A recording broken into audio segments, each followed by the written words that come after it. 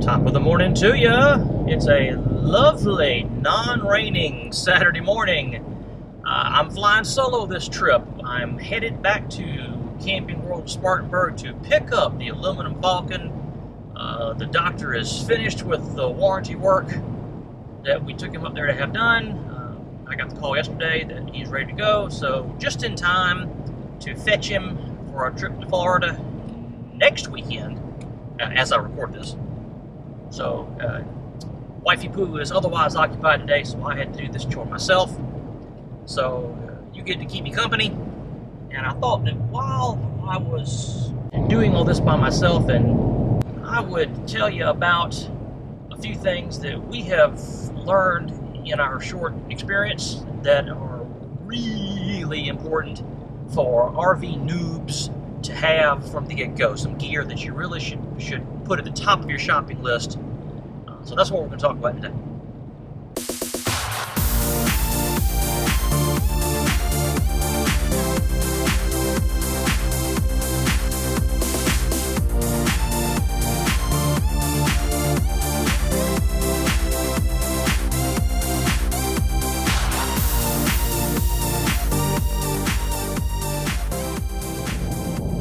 As you can see, the Falcon is back where he belongs. We are back in possession. And now that we have this time to talk, first and foremost, a potable water hose, a drinking water hose. You'll have to have some type of drinking water safe hose to hook up to, whether it's campsite city water supply or whether you're using it to fill your water tank. And those hoses are easily obtained at a Walmart or a Camping World store. Those hoses, in their most economical form, are anywhere from $15 to $30, depending on what kind of deal you get. And they function fine. That was our first hose. As we have mentioned to you in a previous video, our 4/5 of our camping experience so far has been in cool/cold weather. And we learned pretty quickly that those polyurethane plastic hoses are not very flexible in cool, cold weather, making them a lot more difficult to work with. So early on, I discovered the 0G Flex water hose. They come in 25 and 50 foot lengths. We got a 25, and they are a lot more flexed, as the name suggests, but much easier to, when you're first unspooling them in whatever storage bay you have, and of course easier to pack away when you're breaking down camp. They're a little bit more expensive, of course. You get what you pay for, but in my limited experience, I would certainly advise anybody, if that's something you can splurge a couple of extra dollars on, it's worth the investment. It saves the hassle and heartache later on. So 0G Flex water hose or some equivalent thereof. That's number one. Item number two, a toolbox. Fortunately, we learned about that before we actually took possession of the Falcon, so we were kind of ready on that respect. There are scads of articles and blog posts and YouTube videos that suggest the things that should be included in your toolbox. By all means, look for those. Take heed of them. I cannot emphasize how important it is, no matter how anti-DIY you are, and I assure you there is nobody who is less DIY in this world than me. But that being said, it is vital that you have a toolbox with a couple of wrenches, a couple of screwdrivers, a hammer, some zip ties, some duct tape, some electrical tape. If you have an electric drill that you use for your manual stabilizer jacks like we do, the socket that fits that, I keep that in the toolbox.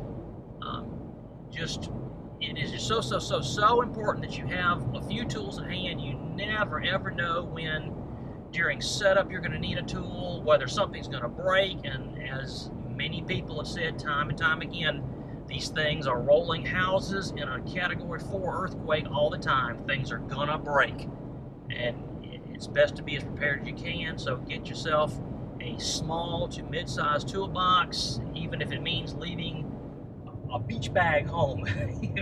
If you need the storage space, you must have a toolbox with a few basic tools in it. So that's number 2. And stemming off of number 2, related, number 3, a can of lubricant of some sort is important, because if you are pulling a travel trailer, I cannot speak to fifth wheel. I have no experience with fifth wheel, but I know pulling this travel trailer, that hitch makes some god-awful racket if it is not properly lubricated. And of course, if you hear metal on metal, that means it's not good. That's only going to lead to bad things.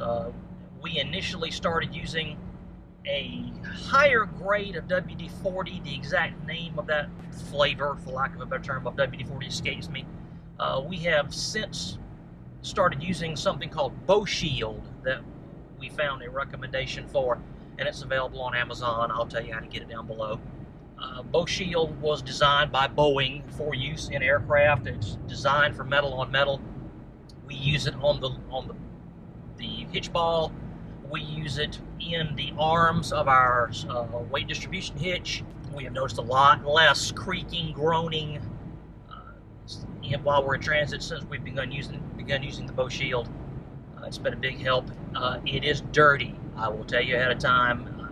I've gotten to where I almost have to use gloves when I apply it and when I'm installing the hitch, because there's no getting around it. It makes a black greasy mess, but it is important, so we put up with it.